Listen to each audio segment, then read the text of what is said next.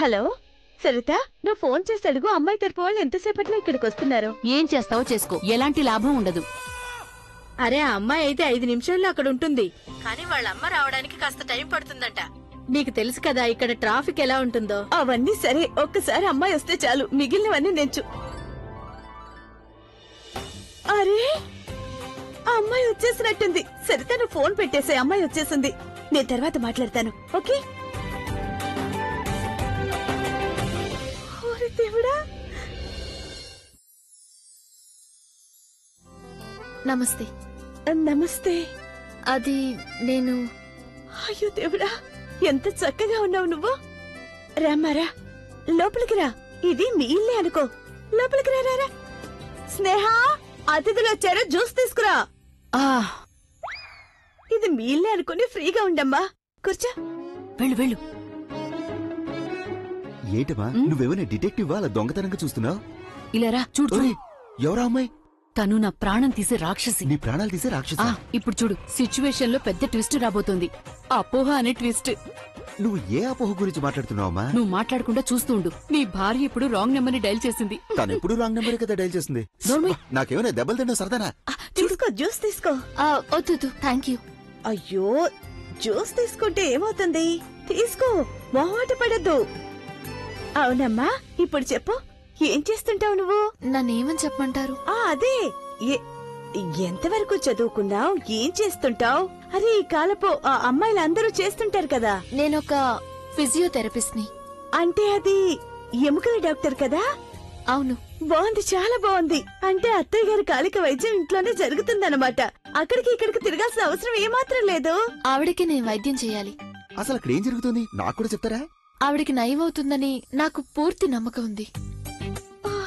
ఓరి భగవంతుడా, నువ్వు నిజంగా 1,000,000 మందిలో ఒకదానివి, 1,000,000 మందిలో ఒకదానివి. ఇకపోతే ఈ కాలంలో చదువుకున్న మోడ్రన్ అమ్మాయిలు తమ పెద్దవాళ్ల గురించి ఎక్కడ ఆలోచిస్తున్నారు చెప్పు? సరే గాని, నేను నీకొక విషయం చెప్పాలనుకుంటున్నాను.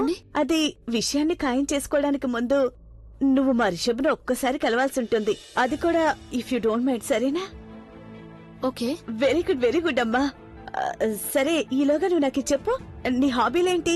నీకేం నచ్చుతుంటాయి? అంటే బయటికి వెళ్లడం, షికారుకి వెళ్లడం, హోటళ్లకి వెళ్లి ఫోన్ చేయడం, ఇంకా షాపింగ్ వగైరా, అవన్నీ ఈ కాలం అమ్మాయిలకి నచ్చే విషయాలు. ఈవిడ నన్ను ఇంటర్వ్యూ చేసి ఆ తర్వాత నా జాబ్ ఫైనల్ చేస్తారా?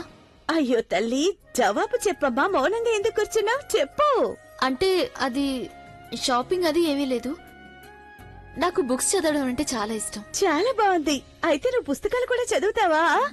అలా చూడు, రిషబ్ కూడా వచ్చేసాడు. రా బాబు రా, చాలా ఆలస్యం చేసావు నువ్వు రావడానికి. అదిగో రిషబ్ వచ్చేసాడు. ఇప్పుడు వాడు కన్ఫ్యూజన్ మొత్తం క్లియర్ చేస్తాడు. హలో. హాయ్ బాబు, నీకొక విషయం చెప్పనా? నాకు ఈ అమ్మాయి బాగా నచ్చేసింది. అమ్మా, నాకు కూడా నచ్చింది.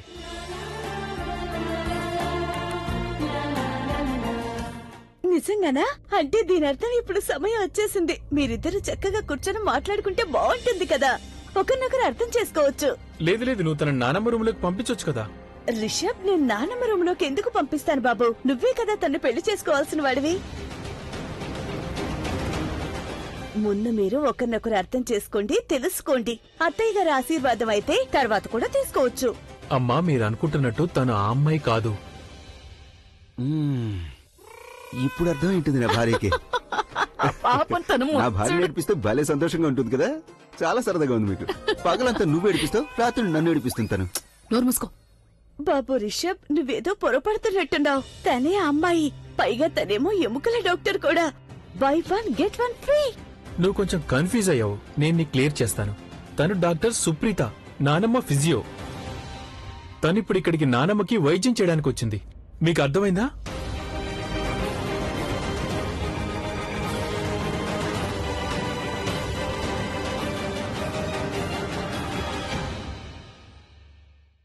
బామ్మగారు పైనున్నారు.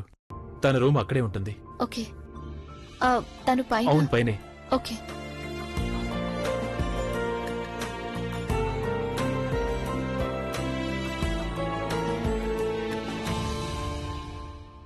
పద వెళ్దాం. పద పద. అమ్మా ప్లీజ్, ఒకవేళ నువ్వు మళ్ళీ ఎవరినైనా నన్ను కలవడానికి పిలిపించావంటే ముందే చెప్తున్నాను, వెంటనే క్యాన్సిల్ చేసేయ్. అమ్మా నువ్వెప్పుడు కూడా నాకు ఏదో ఒక ప్రాబ్లం తీసుకొస్తూనే ఉంటావు. అమ్మా నాకు పెళ్లి చేసుకునే ఉద్దేశం లేదు అంటే దాని అర్థం చేసుకోవాలని లేదనే కదా. చూడు బాబు, ఒక్కసారి నువ్వు అమ్మాయిని చూడల్లా తప్పే ఉంది చెప్పు. Ma'am please. ఓకే, వద్దని చెప్పేస్తాను వాళ్ళకి. నువ్వు మీ అమ్మ మాట అస్సలు వినొద్దు.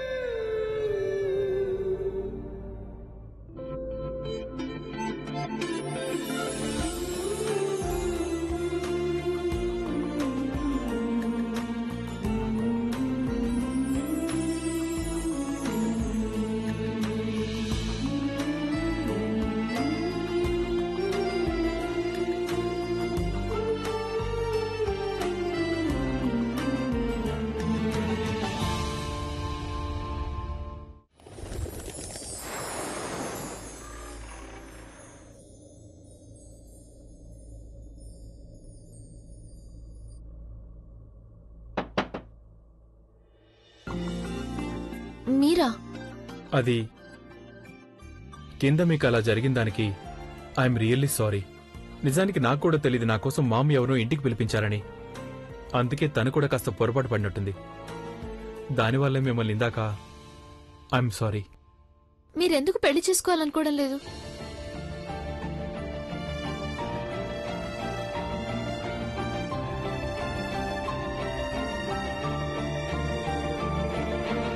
I'm sorry. అది నేను మిమ్మల్ని పర్సనల్ క్వశ్చన్ అడిగినట్టున్నాను. యాక్చువల్లీ నేను మీ మదర్ని చూశాను కదా, ఆవిడ చాలా వరీడ్గా కనిపించారు. మీరు సెటిల్ అవ్వాలని నేను అందుకే అడిగాను. I don't mean to. Really I'm really sorry. మీరిప్పుడు అడిగిన విధంగా ఇంతకుముందు నన్నెవరూ అడగలేదు.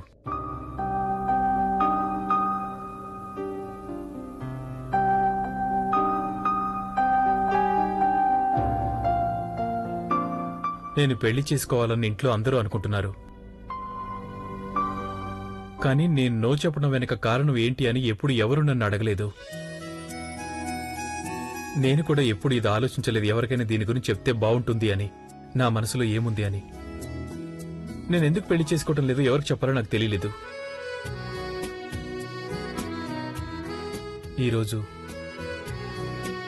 ఈరోజు మొదటిసారి నన్ను ఒకరు అడిగారు. మా డాడీకి హార్ట్ అటాక్ వచ్చినప్పుడు నేను కాలేజ్ చదువుతున్నాను. చాలా చిన్నపిల్లాడిని. ఇంటికి పెద్ద కొడుకుని కావడం వల్ల అది నా రెస్పాన్సిబిలిటీ అయిపోయింది. నేను ఇంటి గురించి, నాన్న బిజినెస్ గురించి అన్ని బాధ్యతలు తీసుకున్నాను. ఈ వయసులో అబ్బాయిలందరూ ఫ్లర్టింగ్ అండ్ డేటింగ్ చేస్తారు. కానీ నేను నా ఫ్యామిలీ ఇంకా బిజినెస్ బాధ్యతలను పూర్తిగా తీసుకున్నాను. అన్నిటినీ హ్యాండిల్ చేశాను. అన్నిటినీ. ఇవన్నీ హ్యాండిల్ చేస్తూ నేను ఎంత బిజీగా అయిపోయానంటే అసలు ఎప్పుడూ టైం దొరకలేదు. నాకంటూ ఒక పర్సనల్ లైఫ్ ఉందని నేను కూడా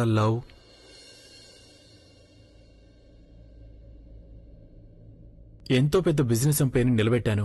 కానీ దానివల్ల నేను నా పర్సనల్ లైఫ్ని కోల్పోయాను. కోల్పోయిన నా పర్సనల్ లైఫ్ని వెతికి తీసుకురావడానికి నా బాధ్యతలు నాకు కొంచెం కూడా టైం ఇవ్వనే లేదు.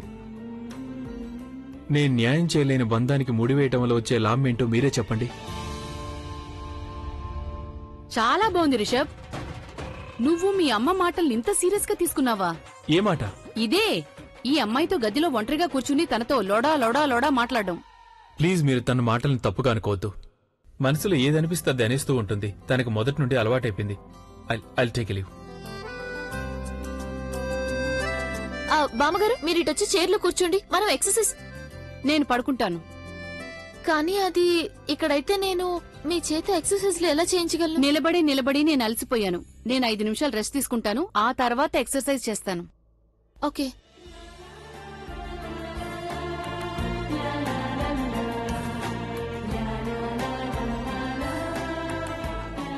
ఓయ్, ఏంటలా చూస్తున్నావు? ఏం లేదు. ఊరికే నిలబడి టైం వేస్ట్ చేయొద్దు. కరణ్ గదిలోకి వెళ్ళు. తనకి కుడి చేయి నొప్పిగా ఉందిట. వెళ్లి దాన్ని ఫిక్స్ చేయి. తర్వాత నువ్వు ఇక్కడికొచ్చి నా చేత ఎక్సర్సైజ్ చేయించు, సరేనా? తను పక్క గదిలో ఉన్నాడు. కానీ బామ్మగారు, కరణ్ గదిలోకి నేనెలా? నేను నీకేం చెప్తున్నానో అలాగే చేయి, ఓకే? ఇప్పుడు నేను వెళ్లి కరణ్ షోల్డర్ ని సరిచేయకపోతే ఈవిడ వినేటట్టు లేరు. దేవుడా, ఎందుకు నాకిన్ని పరీక్షలు? వెళ్ళు, ఎందుకింకా నిలబడ్డావు? గో.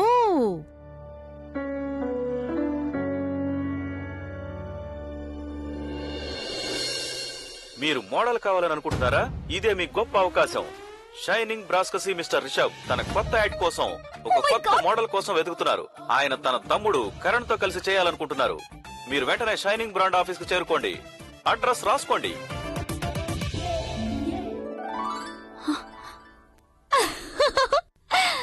ఇప్పుడు నీ మనసు గంతలేస్తుంది సృష్టి. ఇక నీకు రాత్రుల్లో నిద్ర పట్టదు, ఎందుకంటే నీ కల నిజం కాబోతుంది. వస్తున్నాను నేను ఆడిషన్ కోసం. ఓ మై గాడ్, నా మోడలింగ్ కెరియర్ లో ఇదే అన్నిటికన్నా పెద్ద project. Karan Raj. I'm sorry, he's not Karan Raj, he's Karan Raj. Raj నా స్వీట్ హార్ట్. ఒకవేళ ఇలాగే కలలు కంటూ కూర్చుంటే అప్పుడు ఆడిషన్ కి ఎప్పుడు చేరుకుంటాను? నేను వస్తున్నాను కరణ్.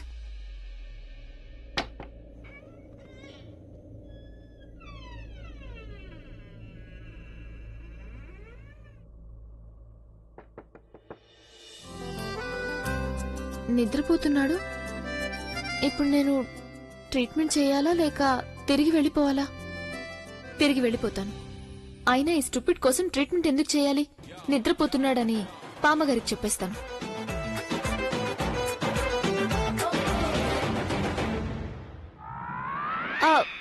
మీరు లేచారా? పదండి ఎక్సర్సైజ్ చేద్దాం. కరణ్ షోల్డర్ సెట్ అయిందా? కరణ్ మంచి నిద్రలో ఉన్నారు బామ్మగారు, అందుకని నేను డిస్టర్బ్ చేయలేదు. ఏం పర్వాలేదు, తర్వాత చేయొచ్చు. తర్వాత చేయడం అస్సలు కుదరదు. తను నొప్పితో బాధపడుతున్నాడు. కానీ నువ్వు నన్ను ఎక్సర్సైజ్ చేయమంటున్నావా? అసలు ఏం డాక్టర్వి నువ్వు? పేషెంట్ ఎమర్జెన్సీని అర్థం చేసుకోవడం లేదు. తన షోల్డర్ ని నువ్వు ఫిక్స్ చేయకపోతే నేను ఎక్సర్సైజ్ అస్సలు చేయించుకోను. ఓకే, నేను మళ్ళీ వెళ్ళి చెక్ చేస్తాను. కరణ్ తన పని పడతాడు కదా, అప్పుడు వస్తుంది అసలైన మజా. అత్తయ్య గారు వచ్చేసింది పానకంలో పుడకలాగా. వస్తున్నాను.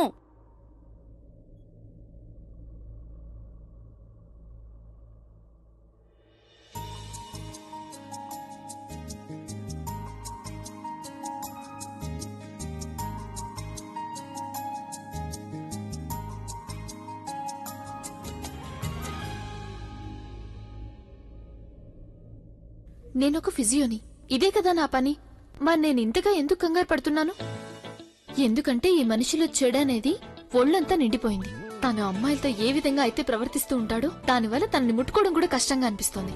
వదిలే సుప్రీత, నువ్వు తన్ని నీ పేషెంట్ లాగా treat చేయంతే.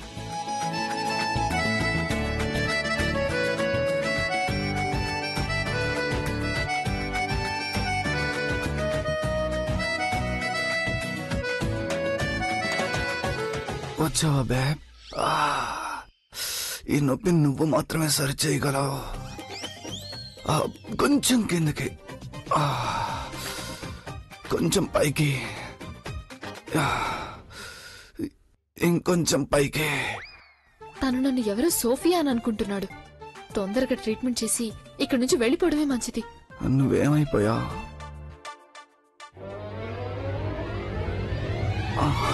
I love you Sophia.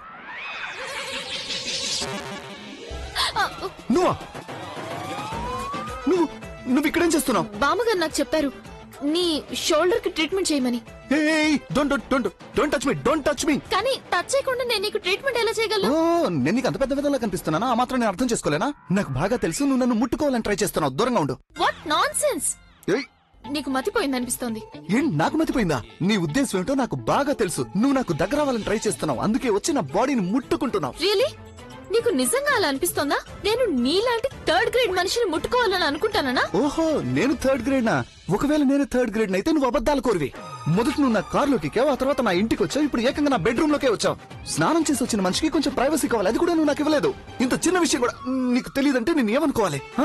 పైగా ఈ రోజు అడ్వాంటేజ్ గా తీసుకుని నువ్వు నా షోల్డర్ కూడా మసాజ్ చేసావు. వావ్! నీ ఆలోచన పూర్తిగా దెబ్బతినిందనిపిస్తోంది. కానీ నేను దానికి డాక్టర్ని కాదు. అందుకే నువ్వు నన్ను నీ షోల్డర్ ని సరి చేయను. ఎందుకంటే బామ్మగారు చెప్పారు నేను నీ షోల్డర్ కి వైద్యం చేయనంత వరకు ఆవిడ నా చేత వైద్యం చేయించుకోని చెప్పారు.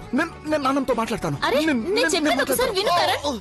చూసావా, ఇదే నేను చెప్తున్నాను. ఇదే నీతో ఉన్న అతి పెద్ద ప్రాబ్లం. ఇదే నువ్వు అసలు ఎవ్వరి మాట వినిపించుకో కదా. Dear, what's going on? అసలు ఎంతకీ అమ్మాయి ఎవరు? EMI physiotherapist. నాకు షోల్డర్ పట్టేసింది కదా, అందుకే ట్రీట్మెంట్ చేయడానికి వచ్చింది. Doctor, I'm feeling much better now, so you can go. అది కాకుండా నాకు గర్ల్ ఫ్రెండ్ వచ్చింది, తనుంటే నాకు చాలా హాయిగా ఉంటుంది. Good. Oh baby you are looking so beautiful. అక్కడ నా బ్యాగ్ నా కిట్ అక్కడ ఉండిపోయింది. Let me pick up them please. ఏయ్ ఆపు, నువ్వు పడలేదు. You are safe. నేను బతికిపోయాను. నీ కాళ్ళ మీద నువ్వు సరిగ్గా నిలబడలేవు, కానీ ఎదుటి వాళ్ళకి మాత్రం సహాయం చేస్తావా? నేను నా బ్యాగ్ తీసుకోవడానికి ఇక్కడికి వచ్చాను, నువ్వే మధ్యలోకి వచ్చావు. ఓహో, చేసిన చాలక నిందలు వేస్తున్నావా? నాకు థ్యాంక్స్ చెప్పడానికి బదులు నన్నే తిట్టేస్తున్నావు. అయితే నేను నీకు చెప్పానా నువ్వు నన్ను పట్టుకోని? Okay done.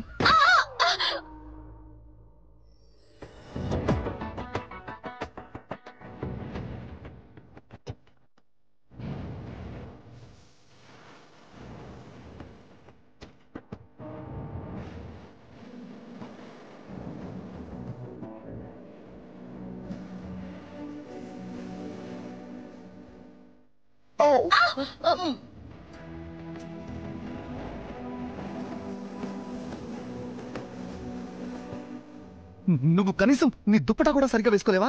ఏ చిన్న అవకాశాన్ని కూడా వదలవా? నీకు నిజంగానే మతిపోయింది అనిపిస్తుంది. వదల నా dupatta.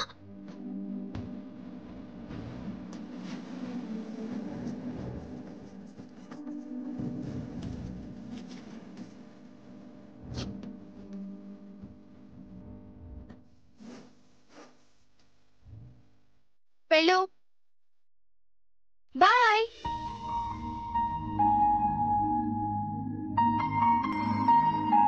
Please go.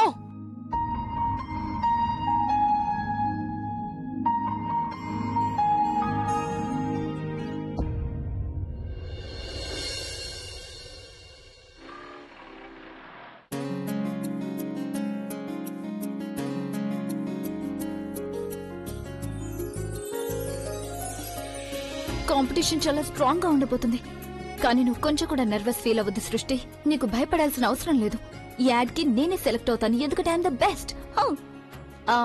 I'm here for the audition. ఇదిగోండి script. Thank you. Hey Sameera, congrats, నువ్వు ఈ యాడ్ కి సెలెక్ట్ అయ్యావు. సెలెక్షన్ ఎలా? నేను అసలు ఆడిషన్ ఇవ్వలేదు కదా. చూడు, నీ బాయ్ ఫ్రెండ్ రోహన్ కదా, రోహన్ కి రిషబ్ బ్రదర్ తో పరిచయం ఉంది. ఈవెన్ సమీర్ కూడా నాకు బెస్ట్ ఫ్రెండే. I don't believe this. Thank you so much. It's time to party. అరే ఎక్స్క్యూజ్ మీ, ఇక్కడ ఏం జరుగుతుంది? మాలో ఎవరు కూడా ఆడిషన్ ఇవ్వలేదు, కానీ ఆల్రెడీ సెలక్షన్ అయిపోయిందా?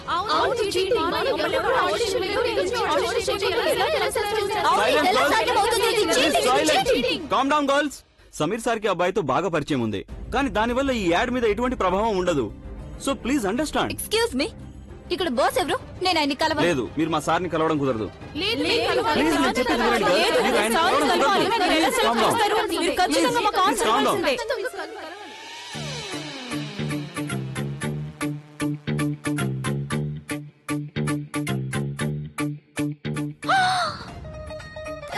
కరణ్, అరే నేను నాసిక్ లో మా ఇంట్లో కూర్చొని చూసిన ఆ మ్యాచ్ ఫోటో లాగే అనిపిస్తుంది.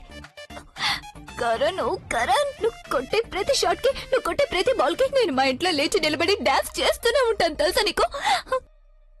ఇప్పుడు నేను నీకు బెస్ట్ అండ్ నంబర్ 1 ఫ్యాన్ కదా, అందుకని నీతో కలిసి మోడలింగ్ చేసే అవకాశం కూడా నాకే దక్కాలి కరణ్. సారీ సారీ, ఇక్కడ కరణ్, అక్కడ కూడా కరణ్. ఓ కరణ్ రాజ్. ఎవరిని కలవాలి మీరు? బాబు, వీళ్ళ ముగ్గురులో సమీర్ ఎవరో చెప్తావా? ఆ బ్లాక్ జాకెట్ అతను. Yeah, good afternoon. Is all sort out? Listen, I want everything on time and absolutely no changes. I want everything organized. That's why we planned. Okay? Okay, I'm see you. ready. Ready? For what? అదే audition కి. Actually మీకు నా audition తీసుకోవాల్సిన అవసరం లేదు. ఏం నేను మీకు ఇప్పుడు క్యూట్, స్మార్ట్, ఇంకా ప్రెటీగా అనిపించడం లేదా? యు నో వాట్, నేను ఈ ఆడిషన్ కి పర్ఫెక్ట్ గా ఉంటాను కదా. I'm sorry, but ఈ రోల్ మీకు అస్సలు సూట్ అవ్వదు. హ్యారీ, ఆ బ్యాక్ స్టేజ్ బాయ్స్ కి ఆడిషన్ నా క్యాబిన్ లో అరేంజ్ చేయి. Yeah, make it quick. Hello, ఇది నాకు సూట్ అవ్వదని మీకెలా తెలుసు? కెమెరాలో మీరు నా పర్ఫార్మెన్స్ ని చూసారా? మీరు నన్ను కెమెరాలో చూసారా? నేను ఎంత ఫోటోజెనిక్ గా ఉంటానో తెలుసా? చూడండి మిస్టర్ సమీర్ రాజ్, ప్లీజ్ నన్ను యాడ్ కోసం సెలెక్ట్ చేయండి. I'm the best you will get. I'm telling you. ఒకసారి అటు చూడు. దాని మీద నీకు గుర్తు కనిపిస్తుందా? మాకు కావాల్సిన మోడల్ ఎలా ఉండాలంటే ఆ హైట్ కంటే కొంచెం తక్కువ ఉండాలి. అంటే అమ్మాయి హైట్ 5.5 నుండి 5.8 ఉండాలి. కానీ నువ్వు చాలా ఎక్కువ టాల్ గా ఉన్నావు. ఎక్స్క్యూజ్ మీ, ఇప్పుడు నీకేం కావాలియా? అంటే నేను నా కాల్ కోసేసుకోవాలా నా హైట్ తగ్గించడానికి? ఒకవేళ నా హైట్ 5 feet 5 inches ఉన్నా కూడా మీరు నన్ను యాడ్ కోసం సెలెక్ట్ చేసేవారు కాదు. ఎందుకో తెలుసా? ఎందుకంటే మీరు పార్షియల్ కదా, పార్షియాలిటీ చూపిస్తున్నారు. మీరు పూర్తిగా చీటర్స్. వాట్? మీరు ఆడిషన్ తీసుకోకుండా మీ best friend Rohan girlfriend ని సెలెక్ట్ చేశారు కదా యాడ్ కోసం. అసలు ఇక్కడ ఏం జరుగుతుందో నాకు అర్థం కావడం లేదు. ఆడిషన్ తీసుకుంటున్నారని పైకి చూపించుకుంటున్నారు. బయట అంతమంది మోడల్స్ కూర్చున్నారు, వాళ్ళు టైం పాస్ చేయడం కోసం వచ్చారా? Listen, calm down. ఆ అమ్మాయికి మెయిన్ లీడ్ దొరకలేదు, ఏదో చిన్న క్యారెక్టర్ అంతే. మెయిన్ మోడల్ ని సెలెక్ట్ చేయడం ఇంకా మిగిలే ఉంది. లేదు, నువ్వు అబద్ధం చెప్తున్నావు. నువ్వు అబద్ధం చెప్తున్నావు. And I hate liars. I hate especially those people who నాకంటే హైట్ తక్కువ ఉన్న వాళ్ళని. ఎక్స్క్యూజ్ మీ, నేనేం అబద్ధాలు చెప్పను. అలాగే నేను నీకంటే హైట్ లో తక్కువేం కాదు. ఇలారా, ఇప్పుడు చూడు, తెలిసిందా? నేను నీకంటే పొడవుగా ఉన్నాను. ఓ హలో, ఇప్పుడు ఇది ప్రూవ్ అయిపోయింది కదా. నువ్వు అబద్ధాలు చెప్తున్నావు, అలాగే షార్ట్ కూడా.